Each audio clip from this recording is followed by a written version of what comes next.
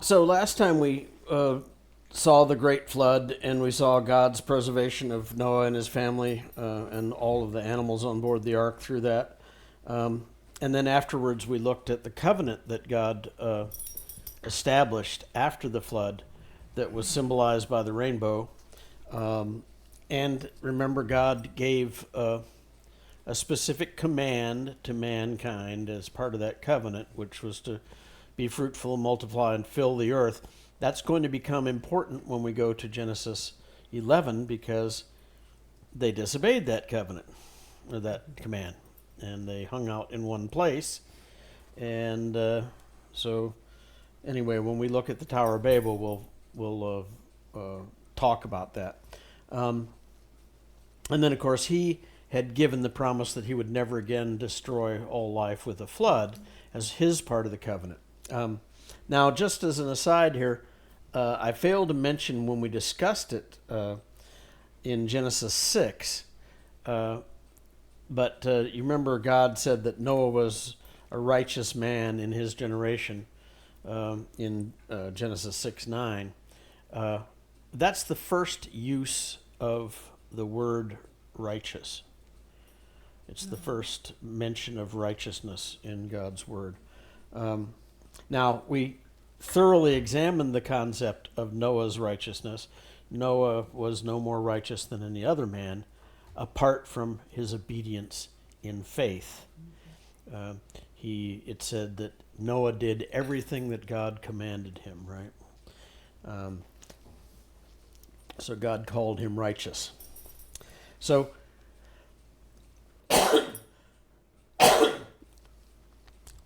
Really nice. oh, I'll lop that out, or damp it down, one way or the other.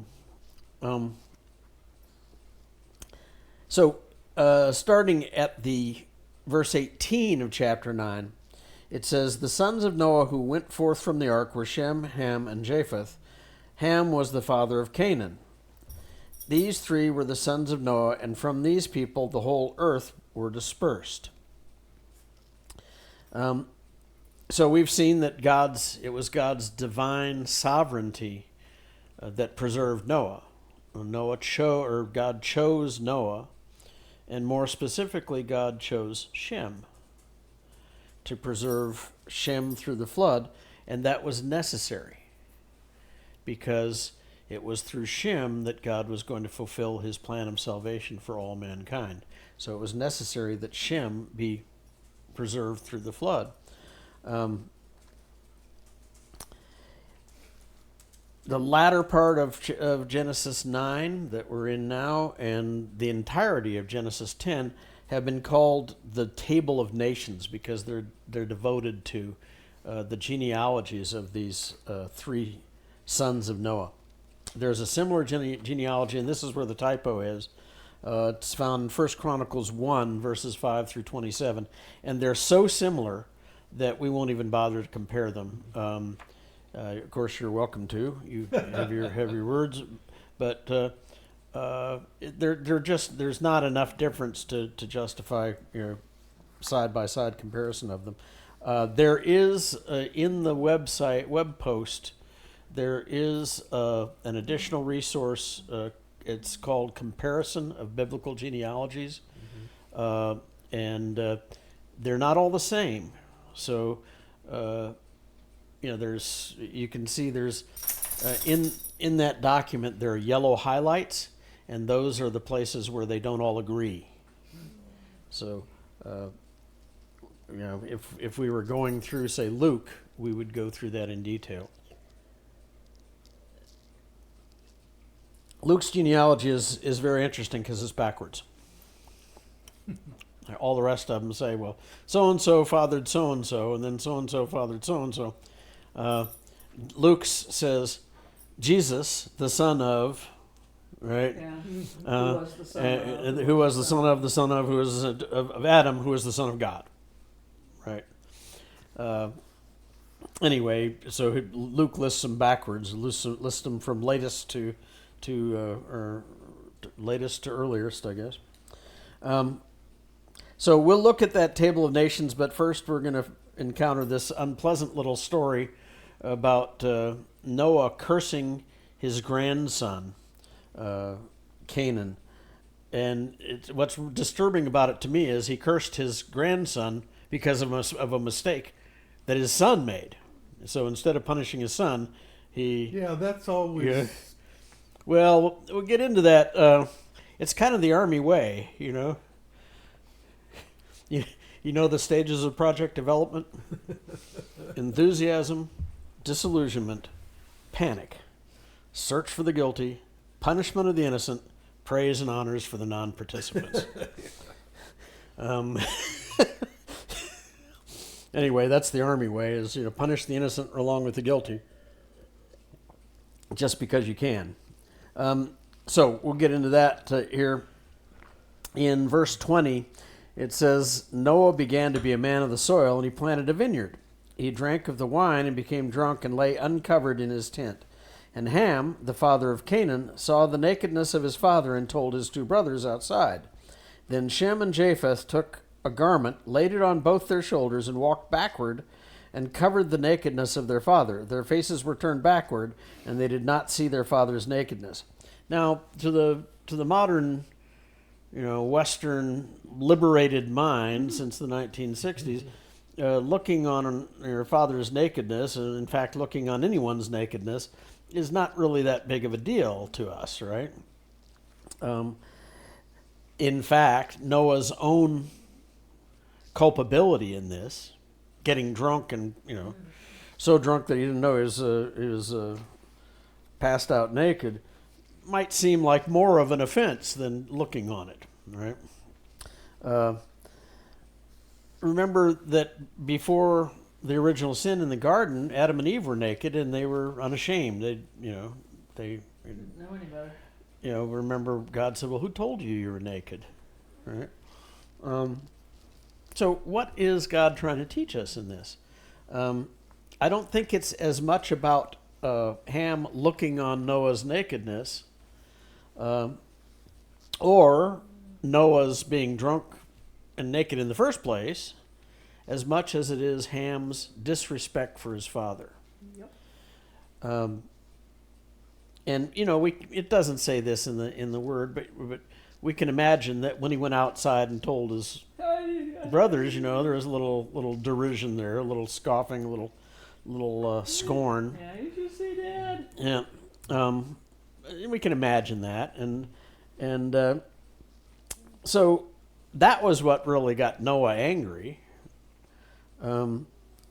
By contrast, Shem and Japheth showed respect for their father instead of disrespect. Ham disrespected his father for what he did. Shem and Japheth respected their father despite what he did. Does that make sense? Mm-hmm. And this gets to later on in Exodus 20, God codified this respecting your parents. You shall honor your father and your mother. And in fact, Jesus modeled respect for his mother at Canaan, right? Remember, she came to him and said, well, they're out of wine. And he says, well, what does that have to do with me? My time hasn't come. But he went ahead and did what she said anyway. It was a sign of respect for his mother. So in verse 24, when Noah awoke from his wine and knew that what his youngest son had done to him, he said, cursed be Canaan, the servant of servants shall he be to his brothers. He also said, blessed be the Lord of the God of Shem, and let Canaan be his servant. May God enlarge Japheth, and let him dwell in the tents of Shem, and let Canaan be his servant. Now, I find a couple things disturbing about this. The first is, when it says that Noah became aware of what had happened, well, that means that he either wasn't completely out of it when Ham walked in, or Shem and Japheth tattled on Ham, right? Well, one or the other, and that kind of bothered me. That sounds more like it. Yeah, shouldn't. when I was a kid, the tattletale got punished right along with the offender, right?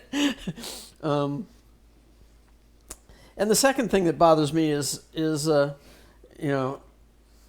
this man that God had called righteous before me in this generation was unwilling or unable to recognize his own culpability in this situation, right? There's one thing to consider.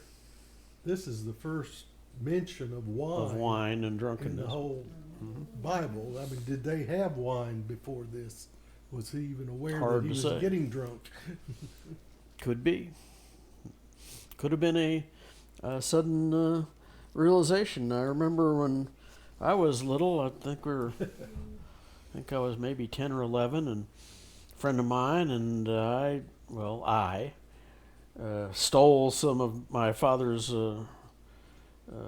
hard liquor, and he and I went down to the park, and I'll tell you, it was an eye-closing experience. Probably a stomach opening one. Yeah.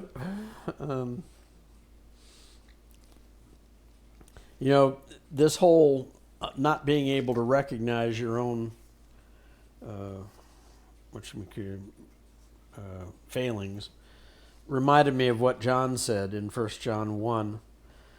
Starting in verse 8, it says, "If we say we have no sin, we deceive ourselves, and the truth is not in us. If we confess our sins, he's faithful and just to forgive our sins and to cleanse us from all unrighteousness. If we say that we have not sinned, we make him a liar, and his word is not in us." That's one thing we have to factor in too is the Eastern culture of respect for parents and all of that. I mean, is way more important than what it is in our culture. Well, and in our culture, that has changed significantly in my lifetime. Yeah, I mean, we were taught growing up to respect the older folks. I mean, if you go through Walmart and you see the way these little kids are treating their parents, and the parents are just grinning and bearing it, I'd have been given flying lessons. Oh yeah. Yeah. I saw a lady at Hobby Lobby. Kid wanted to go look at the model trains. She needed to just look at some ribbon that she needed. I was sitting there looking at the pattern books, and he decides to have a conniption. She goes over there and scoops him up, and he hauls off and punches her. Oh my goodness. We're talking, 3-4 years old. He's already learned how to punch mama. And I'm looking at her like, you better deal with this now, or you're going to wish you had. So she scooted on off. But I'm like, no. It happens when that kid is, 6 inches taller than you and 100 pounds heavier, and he decides to lay into you. It reminded me of we were at the beach in California, and there was this woman, and she was watching her son, right, from the, when the beach is hard by the water, and then it turns soft where the water doesn't reach it, right? Yeah. Well, she was up in the soft part, and he's down playing in the surf. And I'd been in that water. And I'd been in a place in that water where I couldn't move. I couldn't get in. I couldn't get out. I couldn't get up the beach. I couldn't get down the beach. Right? I was stuck where I was. And it was cold. And, month by month, they have people that just get sucked out to sea at that place, and they're never seen again. And I told her, I said, by the time you realize what's going on, it'll be too late. You need to be holding his hand. And, she looked at me like I was from Mars or something. What business is it of yours? Yeah. Well, anyway. What I find really disconcerting about this is that Noah cursed Canaan rather than Ham. Yeah. He cursed Canaan. He didn't really punish him. Why? Now, it's possible that Canaan took part with Ham in ridiculing his grandfather, right? It's possible. But I think more likely this curse points to a time in the far distant future from Noah. And in order to understand that, you have to understand who came from Canaan. Yikes. When we look at these genealogies, we'll find out that the people that descended from Canaan settled along the eastern Mediterranean in places like Gaza, Ashdod, Eshkelon. And they became the great enemy of the Israelites. When the Israelites came back from Egypt to conquer the land, hundreds of years later, they were the main enemy that the Israelites were fighting. And in fact, God told the Israelites to destroy them all, including their animals, men, women, children, and animals. Why? Well, these people were involved in idolatry of the most wretched kind. It involved ritual sex. It involved child sacrifice. So that, I think, is the point of the curse. And by the way, that combat has been going on since then. Yes. There have been breaks.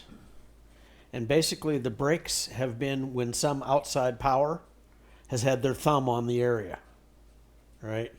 And so they couldn't be at each other's throats, right? Because the outside authority, like the Romans, and then later the British and the Turks, couldn't be at each other's throats because the authority that had conquered the area was keeping them apart. But whenever nobody's there to keep them apart, they're back at each other's throats again. And that's what's going on in Gaza right now. Let's see here. So maybe Noah was being knowingly or unknowingly prophetic in this curse. Who knows? So I want to, before we move on, there's historically been in especially in the United States, a false teaching based on this curse of Canaan. Thankfully, it has gone out of fashion now. But it used to be that this was used as biblical justification for racial discrimination and enslavement of black people. And that was wicked enough. But what's even worse is the Canaanites weren't black Africans. They were Semitic people. Well, who were the black Africans descended from? Ham. Which, yeah, that's right. But the Canaanites, when we'll look at that in a minute, the Canaanites dwelt along the eastern Mediterranean. But Could I ask a question? yes, ma'am. Is what happened with Noah cursing Canaan, or whatever his name was, is that similar to like when David sinned, God wrecked his family? Yeah, God struck the child. Is that kind of similar? Well, and remember also when David counted the people when he shouldn't have counted the people, God brought a plague on all the people, and thousands died. That was because David chose that. Right. But David sinned, and God took it out on his kids. His Right. household fell apart. Right. His Absalom tried to usurp his father, and everything went to pot. Isn't that kind of like a curse on the family? Well, I don't take that as a curse. That is the results of sin. Mm-hmm. God was telling him Sin what the has result of consequences. his sin was going to be. Wasn't it kind of the same thing with Noah? Sin has consequences. And Yep. it's- And unfortunately, it's to the generations. and there's another passage that says, "I will visit the sins of the fathers upon the sons until the fourth generation." And the Bible also says that a son should not be punished for the sins of his father. Yeah, it's funny. There's there are two verses in Proverbs that are like that are juxtaposed together. They say exactly the opposite thing. I forget where they are. But anyway, the real problem with that whole false teaching Oh yeah. of the curse of Canaan was that people recognized that that was wicked, right? And we talked about this last night. And false, in erroneous, not just wicked, it was erroneous. They recognize that, and then they reject the gospel that's being preached right next door, right, in the next sentence. That's the real, and that's why James said, not many of you should become teachers, my brothers, for you know that we who teach will be judged with greater strictness. I wonder how many people that taught that just didn't even realize that the Ethiopian eunuch that Stephen preached to was probably a black man. Oh yeah. Yep. Oh yeah, most likely. Yep. Anyway, so thankfully that whole curse of Canaan teaching has sort of fallen by the way, but it did cause a lot of damage. And it's an example of people going into the Word to try and find where the Word can justify Yep. Their actions. what they've already decided. Eisegesis. Yes. So, pressing on into chapter 10, these are the generations of the sons of Noah, Shem, Ham, and Japheth. Sons were born to them after Noah's sons. Yeah, the sons of Noah, Shem, Ham, and Japheth. Sons were born to them after the flood. The sons of Japheth, Gomer, Magog, Madai, Javan, Tubal, Meshech, and Tyrus. The sons of Gomer, Ashkenaz, Riphtah, and Togarmah. The sons of Javan, Elisha, Tarshish, Kittim, and Dodanim. From these, the coastlands people spread in their lands, each with his own language, by their clans in their nations. So that's the first section of this genealogy. Take a look at this document. The second page of it is the descendants of Japheth, and it's interesting. When I took this screenshot, my cursor must have been on this square. Anyway, in the italics there is the meanings of all these names. Trying to think if there's anything here that stands out for me.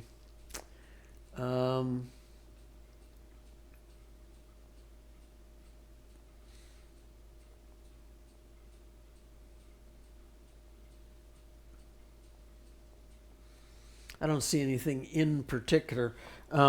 Remember, we talked about some of these names when we talked about Ezekiel 38 and 39. If you go back to that,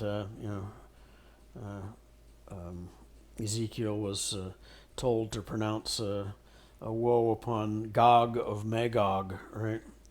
Well, that was interesting to me. In those children of Japheth, you have Gog and Magog. You have Magog and Tubal.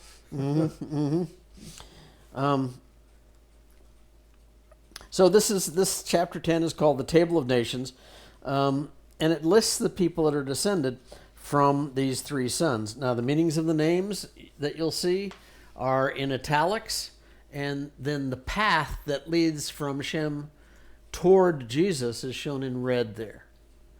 And we'll look at Shem's descendants here in a minute. But the first part of this genealogy deals with Japheth. Japheth, by the way, was the second son, even though he's always listed last. All right? Ham was the youngest. Shem was the oldest.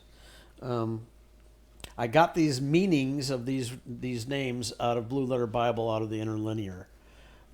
So you can take them with a grain of salt. Now, right here are a couple of maps, and in general, the descendants of Japheth are shown there in the dark purple, and they ended up in southern Europe, Asia Minor, up into the Caucasus area. Right here is the what do they call that? The breadbasket of Russia, or breadbasket of the Soviet Union. It's where all the wheat was. Is right here where they grew all the steppes of Russia, I think it's called. And then the Caucasus Mountains. I think where are the Caucasus Mountains? I think they're a little bit north of here, for which white folk are named, right? The Caucasians. Now, if you compare these two maps, you know, blink your eyes and then look at this one. Not all those places are in the same places, right? Not all those names are in the same places. In general, Japheth is the, Asia Minor, southern Europe, and Ham is northeast Africa, and Shem is the Arabian Peninsula. In general, but some of the specific places are not exactly the same. I like this map better. Mainly because it's not so harsh on my eyes. Yeah, that one hurts your feelings. But they both have pretty much the same information. One of the things I like about this map here is this little inset. When we talk about what's that guy's name? He was the first to become a mighty man. Nimrod. We talk about Nimrod. It'll talk about all the cities that he built. Well, these are them, right? Nineveh. What else is Nineveh famous for?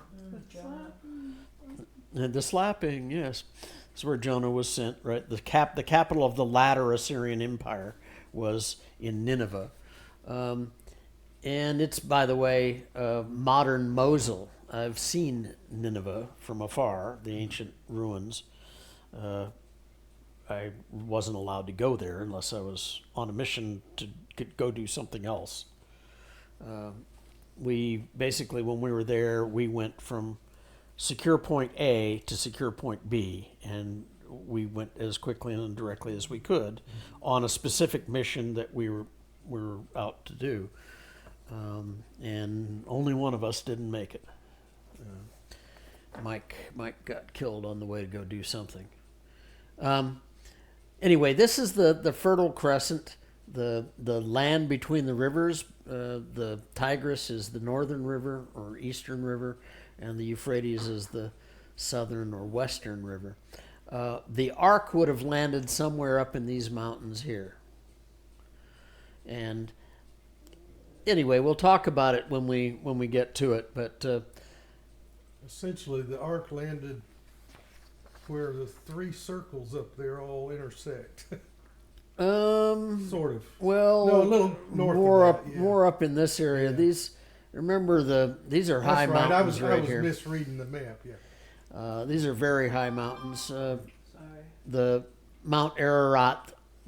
We talked about Mount Ararat. It hasn't been known as that name only since the Middle Ages. It's been known by that name.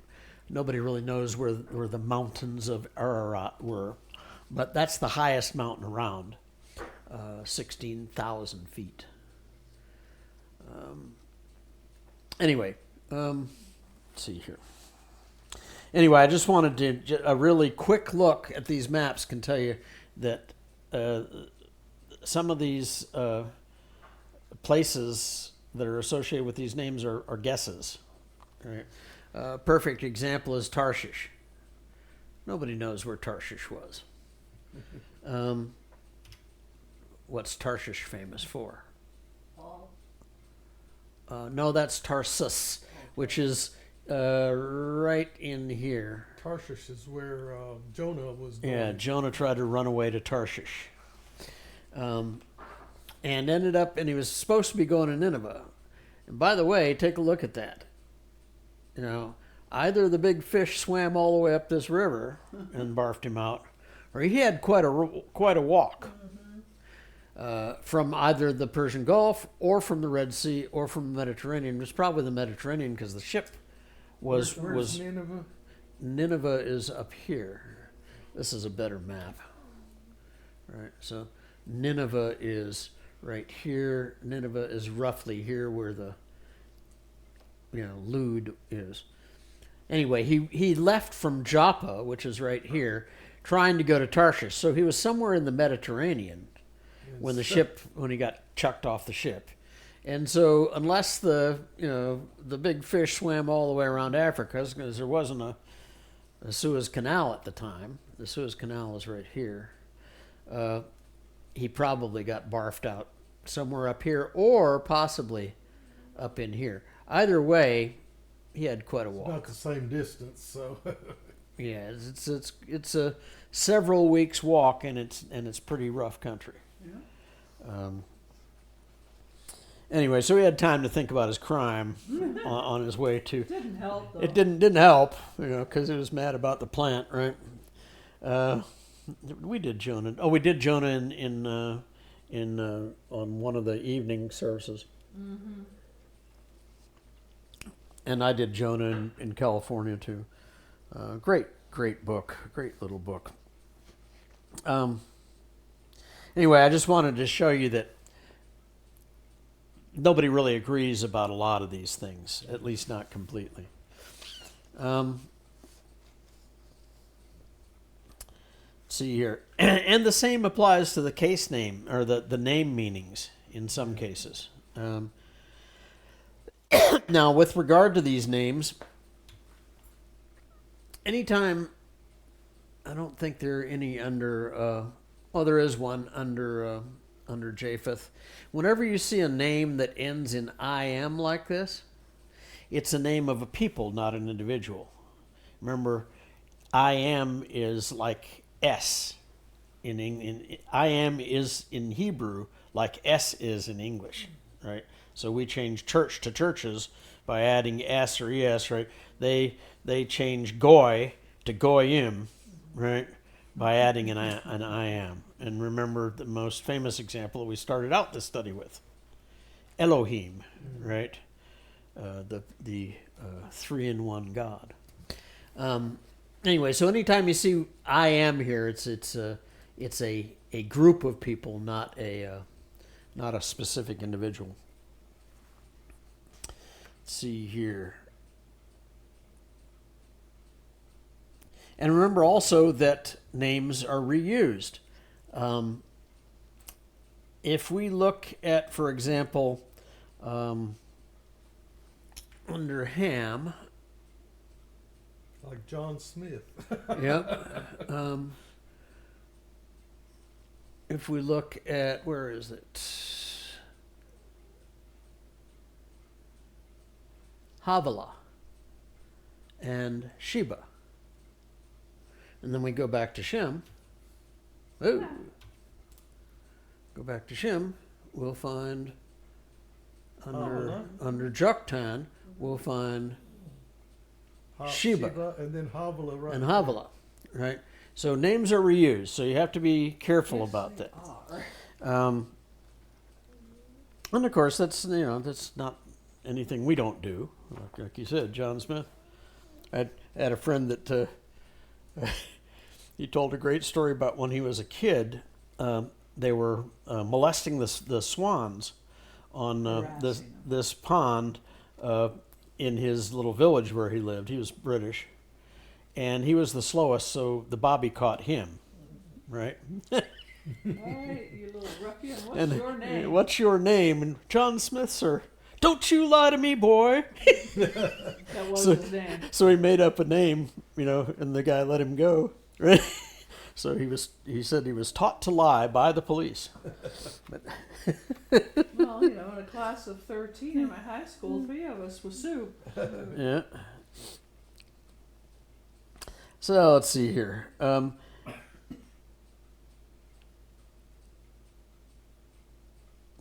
Before we move on, take a notice that it says here in 10:5 that the coastland peoples each had their own language. Mm-hmm. Right? But then if we go to chapter 11 and the story of the Tower of Babel, in 11 verse 1, it says the whole earth had one language and the same words. So what's the deal? Right? Is there a conflict here? Well, just because something happens later in a text doesn't mean that it happened later in time. or Does that earlier. make sense? Yeah. Just because they're related that way in the narrative doesn't mean that they were related that way in the actual, events. Yeah, because these things are written long after these events. Written Right. down long after these events. So, and remember, and we'll get to this one in not next time, but the time is it next time? Yeah, it's next time. We'll get to this when we talk about the Tower of Babel. But remember, God found that they had all the same language, and He confused their languages, right? And they left off leaving or building the tower, and they dispersed because they were all gathered in one place on the plain of Shinar. And God had commanded them, remember, Go forth. to fill the earth, and they weren't doing it. They were filling the plain of Shinar. So when it talks about all these people were here, they lived in the coastlands, or they lived down along the Nile, or what have you, that was after God dispersed them. Does that make sense? Even though in the narrative they appear in the reverse order. And we've seen this before. Remember in Genesis 1, he says that he created man on the sixth day. And then in Genesis 2, he says, well, there weren't any plants before he created man. And then it talks about him creating man, forming man out of the dust. Well, remember, he created the plants on the third day in Genesis 1. So is that and by the way, these sorts of things are fruitful ground for Bible skeptics to say, see, there's an inconsistency here. Well, just because it happens in a different order in the story doesn't mean that it actually happened in a different order. And with regard to Genesis 2, the purpose of Genesis 1 was to give us each of those days, and to say what happened on each of those days. The purpose of Genesis 2 was to fill in the details of the creation of man, because he was getting ready to tell us about the fall. Yeah. Well, also in Genesis 1, it's talking about the creation of the earth and the order. Mm-hmm. In Genesis 2, it's the garden. Mm-hmm. So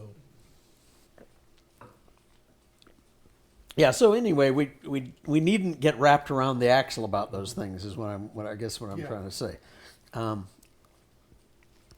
So in verse 6, it says the sons of Ham, Cush, Egypt, and who has something other than Egypt in their Bible?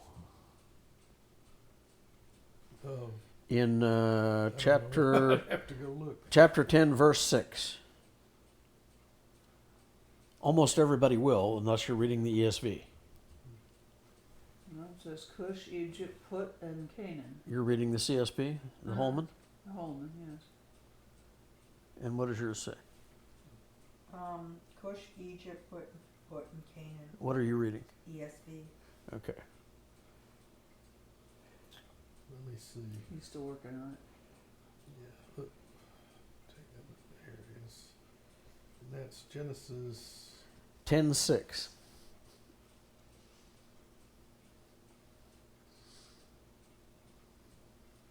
The sons of Ham were Cush, Mizraim, Put, and Canaan. Ah. And that's New American Standard. Okay. Almost all of them. I'm surprised that the Holman Mizraim, yeah. translate it as well. It's not really translating; it's transliteration. The Hebrew there is Misraim, and most English translations transliterate the Hebrew into the similar sounding letters in English, right? Misraim, rather than translating the meaning of the name to Egypt, as the ESV does and the CSB do, or the Holman does. Anyway, the sons of Ham, Cush, Egypt, Put, and Canaan. The sons of Cush, Seba, Havilah, Sabta, Rama, and Sabteka. The sons of Rama, Sheba, and Dedan. And we looked at Sheba. And remember, Dedan was one of the names mentioned in Ezekiel 38 and 39, right? And so was Sheba.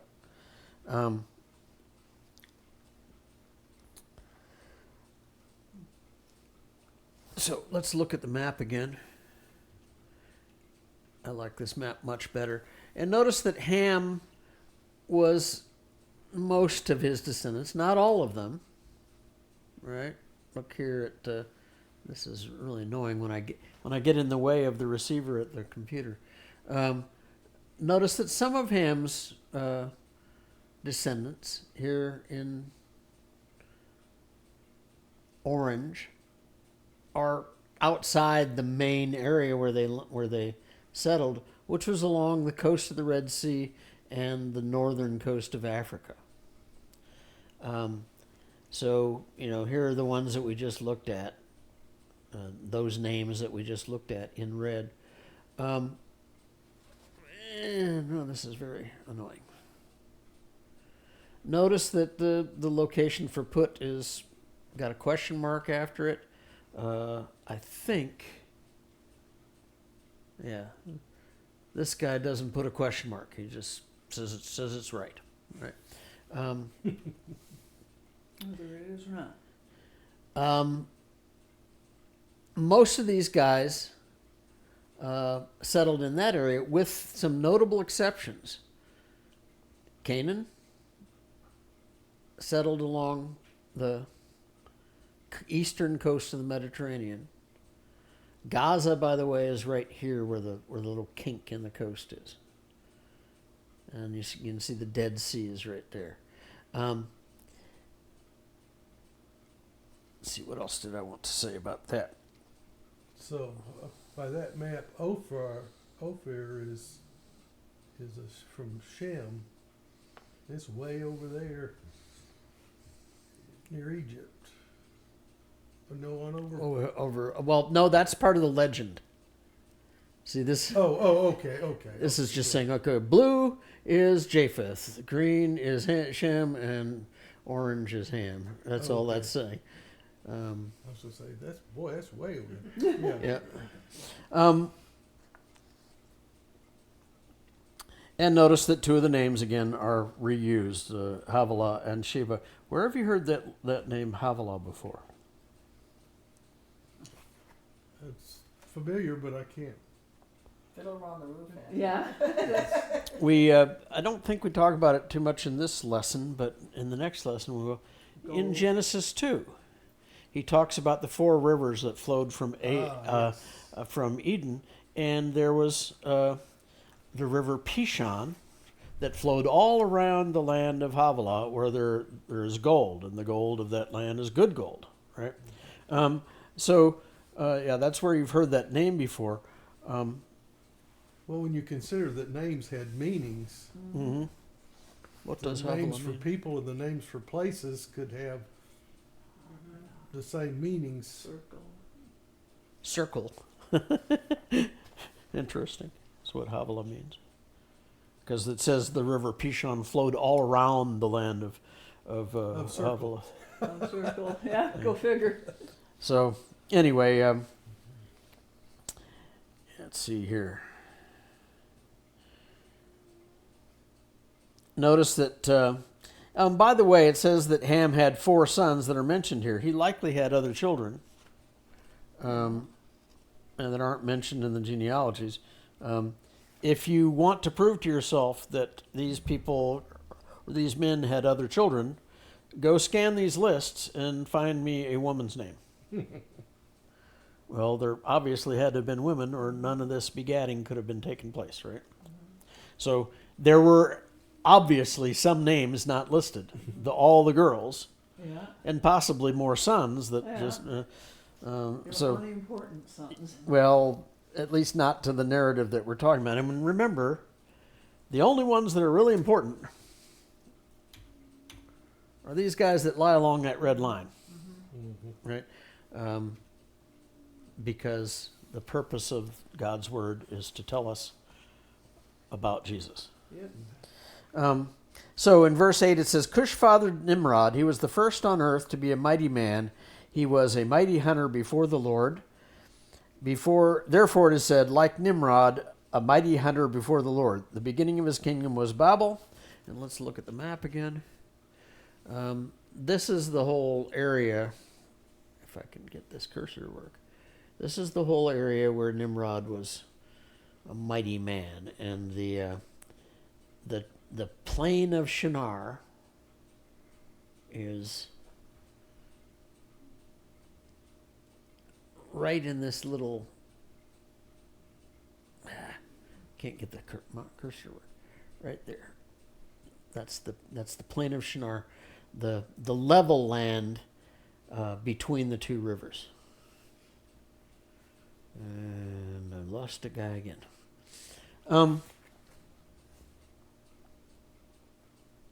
So it says he was the first on earth to be a mighty man. Well, what exactly that means is subject to debate. The ESV isn't completely alone in saying that he was first, but most of them say he began to be a mighty man.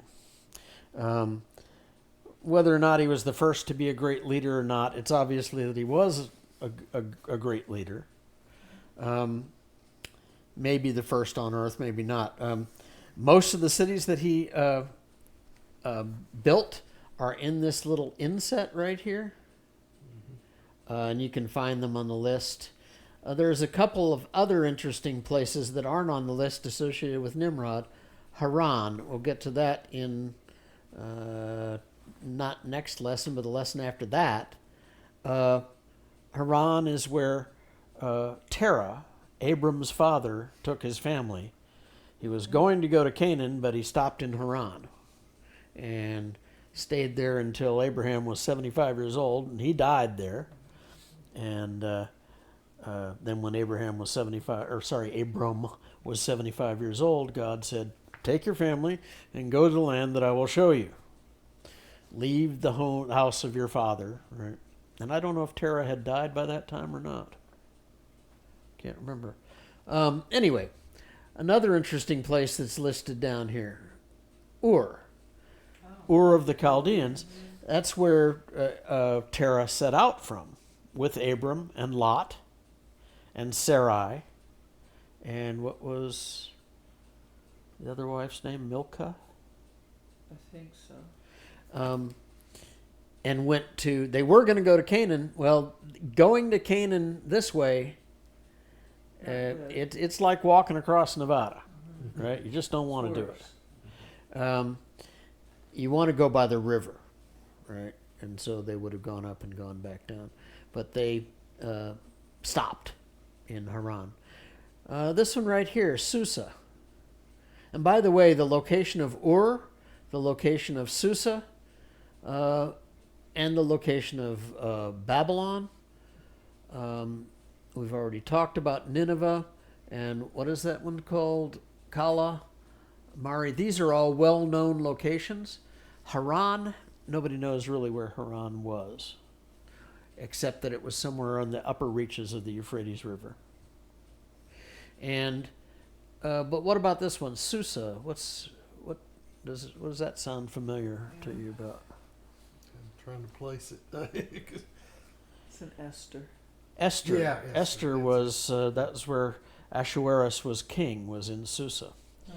And I believe Daniel went to Susa as well, if I remember it. May have. Anyway, so that was the capital of Persia at the time, Susa.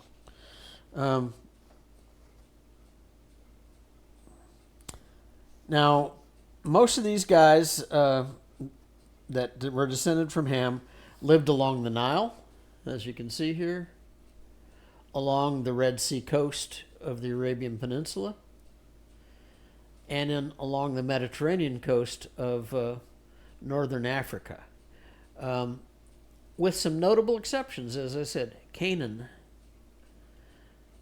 lived along the eastern Mediterranean, the grandson of Noah, son of Ham.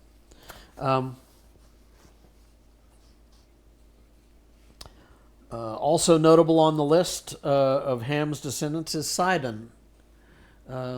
It's not shown here, or is it? Yeah, it is. This is Sidon.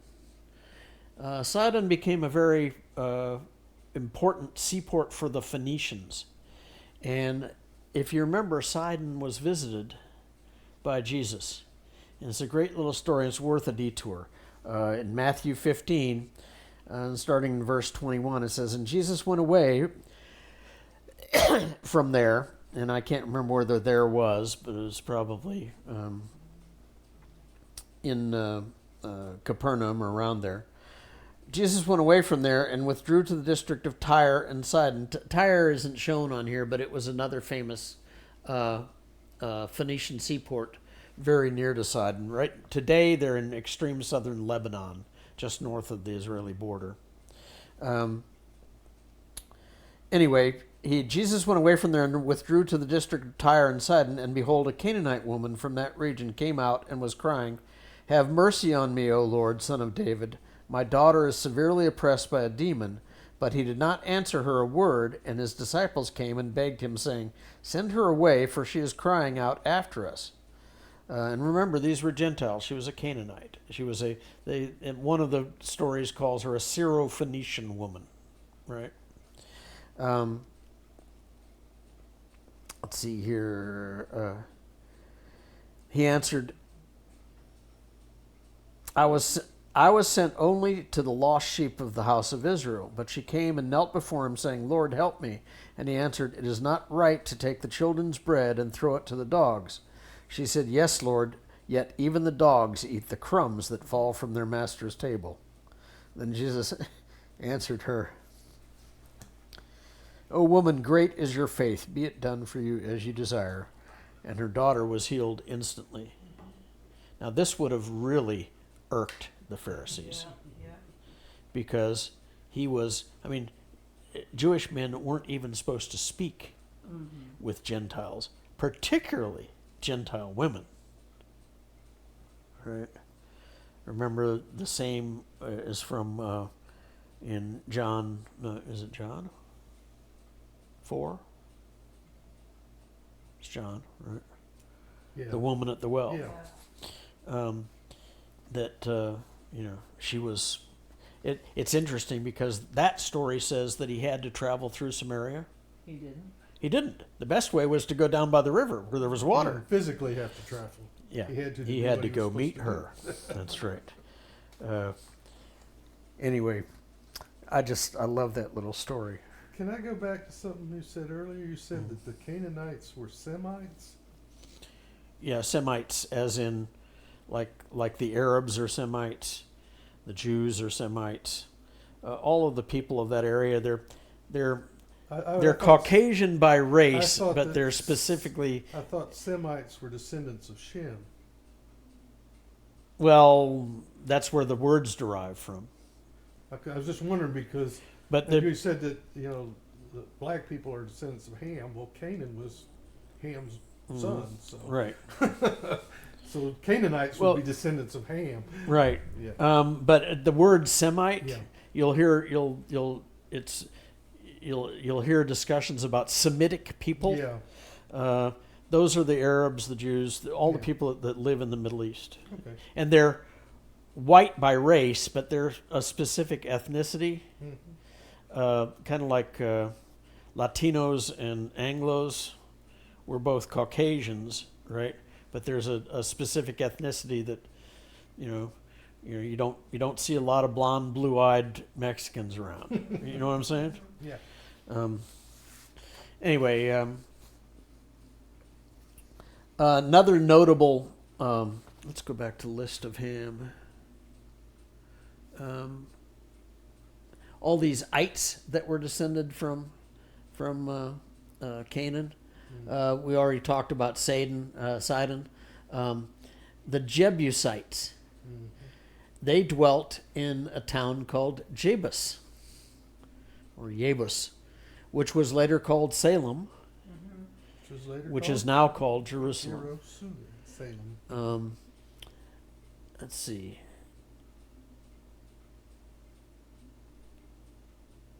Yeah, you gotta wonder about these. What Ma and Pa were thinking here. Yeah. Well, let's name the kid Ark. Gnawing. There's another one in here. Is it under Shem? Double woolens. What? Oh, just one of the names. Double Woolens. Yeah, double woolens. I really like this one. Hazar Maveth, Village of Death. what should we call the boy? Oh, let's call him Village of Death. Anyway, let's see.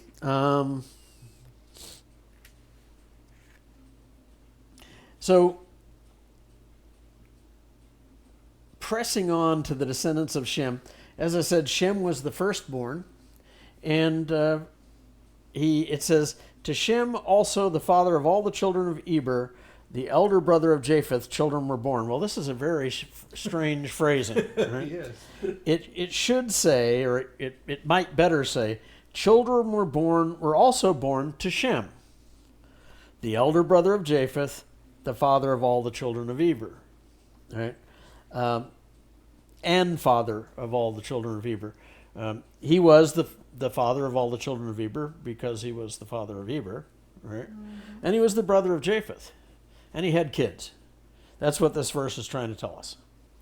But very strange wording. Now, the reason that Eber is given special mention here is because it's through Eber's line, right here, that we get Peleg, and we don't see it further down, but Peleg became the progenitor of others that eventually led to Jesus. So that's why Eber is given particular mention. And by the way, Eber is where we derive our word Hebrew. Sometimes it's written in English as Heber. His name is sometimes written as Heber. Now, you can see from the maps that, if I can get this thing to go, that for the most part, Shem's descendants ended up here along the, in the Fertile Crescent, or in the Mesopotamia, and in the Arabian Peninsula, particularly the southern coast. This is the Indian Ocean right here.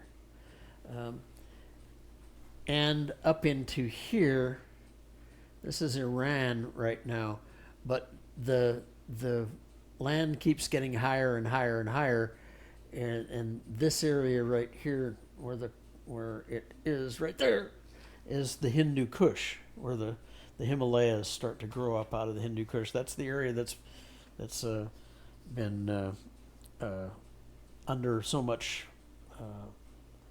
dispute between Pakistan and India, right? The Punjab. Would Oriental peoples be descendants of Shem? I guess so. We don't really get that from Genesis 10. And, who knows where the Native Americans came from. Well, if they came over a land bridge from Asia, they would be of that descent, yeah. Or actually, they started there, and they went to Africa, and then they went to the Far East, right? They ever read any Thor Heyerdahl? Oh, Kon-Tiki? yeah. And Ra. He wrote a book called Ra that said that the African continent was populated by Native Americans who sailed a raft from, although his raft, he built a raft out of reeds. No, I'm sorry. It's the other way around. Africa to America to the Far East. Kon-Tiki was from the west coast of South America, and he actually made that one successfully. Right? That was in the 50s. And then later he built a raft out of reeds called Ra, and tried to sail it from West Africa into the Caribbean, and it sank. Anyway, didn't keep him from continuing to promote his theory.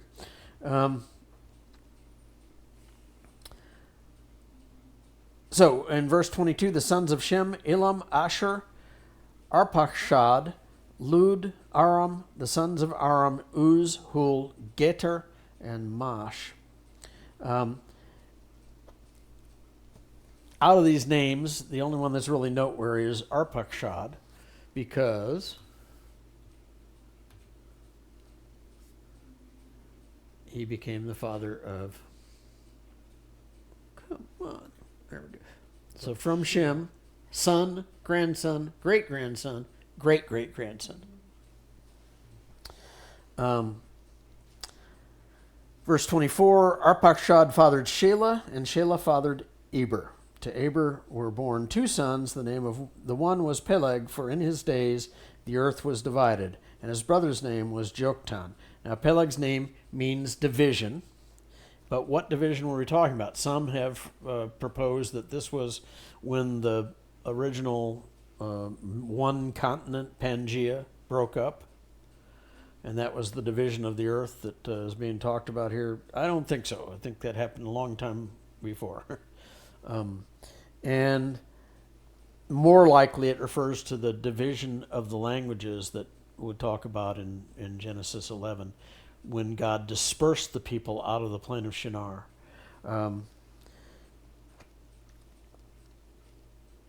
it's interesting, I read an article from Answers in Genesis about this.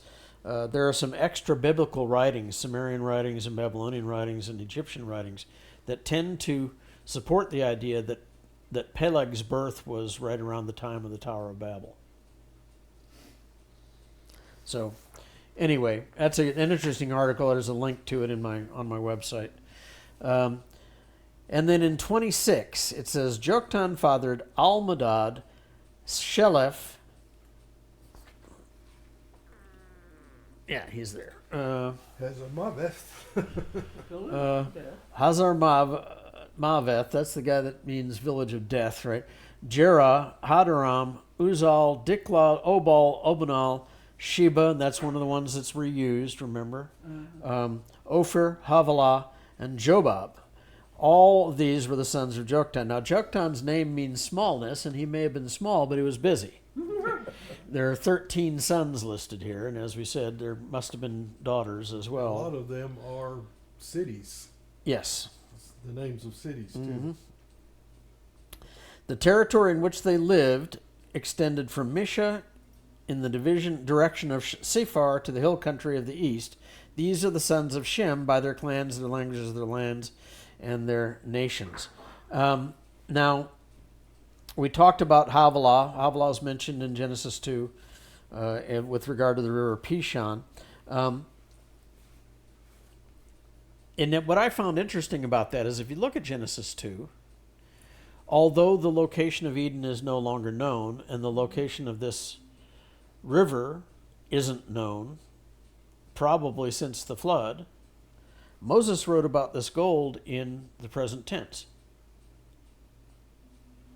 He said, in that land there is gold, and the gold of that land is good. He didn't say it was. I thought that was pretty interesting. Now, this hill country of the east, nobody really knows where Sephar was. And so exactly where these descendants of Joktan ended up it's difficult to tell. And then, I did say that one of the other names that's notable there is Jobab. His people ended up in the mountains of Kentucky along with the descendants of Billy Bob.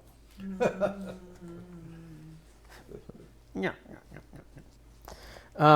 So, and then verse 32, these are the clans of the sons of Noah according to their genealogies in their nations, and from these the nations spread abroad on the earth after the flood. I'm wondering if some of those, though they're presented as sons like we would in a genealogy, just even from what this says here, those weren't sons, those were nations and cities of people that came out of that line. Well, we know that for sure about anything that ends with I am. Yeah. Right. But I mean, taking this here, it says the sons of Noah according to genealogies and their nations. So it doesn't necessarily mean those genealogies are individual people. Mm-hmm. Mm-hmm. Of course, there's be individual people that would be in that, but that would explain some of the names and so forth. It wasn't necessarily a son born to him, but it was a people that came out of his line.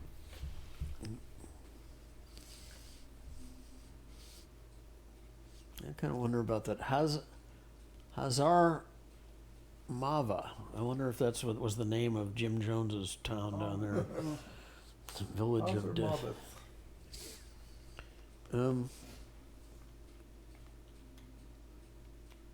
Oh, I didn't mention Sheba. This name Sheba.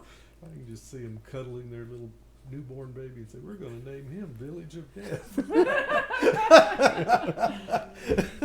Dear, do you think that's a good name? This Oh yeah, it was great. It's great. this name can mean Wine is seven, bad. seven or an oath, and we haven't gotten to this yet. We will. Does that sound familiar to anybody? Sheba. Queen The of. Queen of Seven. Sheba. The Queen of Sheba. When Abraham was dealing with Abimelech, the leader of the Canaanites, there was a conflict over a well. Mhm. In Hebrew, the word for well is be'er. Beersheba, yeah. And there was a conflict over the well because Abraham's herdsmen claimed it, and so did Abimelech's. And so Abimelech and Abraham made an oath, Well of the oath. and that there wouldn't be any conflict over this well. And they formalized that oath. Abraham formalized that oath with a gift of 7 ewe lambs to Abimelech, and then they named the place Beersheba. Which The could be well of the oath. or the well of the seven. With the well of the sevenfold oath.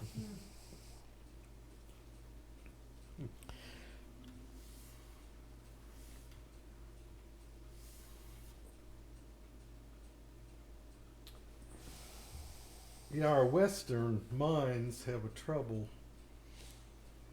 analyzing Scripture in some ways because of the way Eastern literature is written and thought. You know, Mhm. we like to go, doom, doom, doom, doom, doom, doom, and they go, you know. They do. Say, huh? Wait a minute. Well, you have to kind of read the Bible as if it was being read to you by a Jewish grandmother. It'll help you.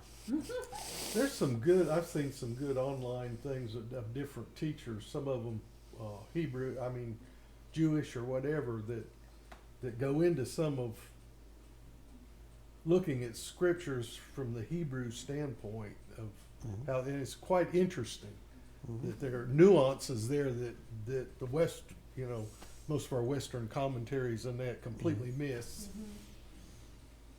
or misinterpret. There's a website called Hebrew for Christians, I think. And he goes into a lot of that kind of thing about how I guess the different sort of literary approach. Yeah.